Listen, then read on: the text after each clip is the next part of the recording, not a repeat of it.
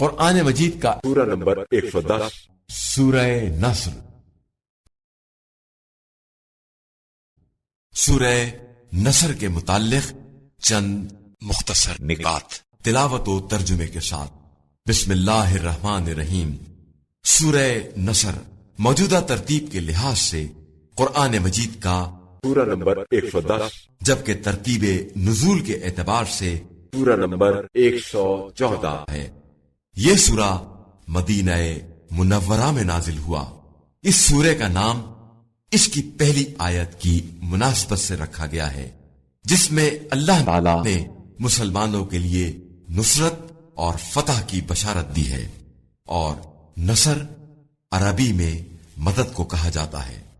اس سورے میں اللہ تعالی نے فتح مکہ کے بعد لوگوں کے جوق در جوق اسلام میں داخل ہونے کی خبر دی ہے، اور اس کے ساتھ ہی یہ بھی بیان کیا ہے کہ اپنے رب کی تسبیح و استغفار کرتے رہیں۔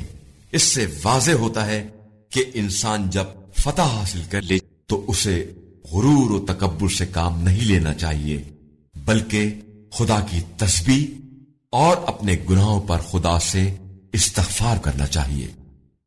جو شخص واجب یا مستحب نماز میں اس سورے کی تلاوت کرے گا، اللہ تعالیٰ اسے تمام دشمنوں پر کامیابی عطا کرے گا۔ بسم اللہ الرحمن الرحیم۔ شروع نام سے اللہ کے جو بڑا مہربان نہایت رحم کرنے والا ہے۔ اذا جاء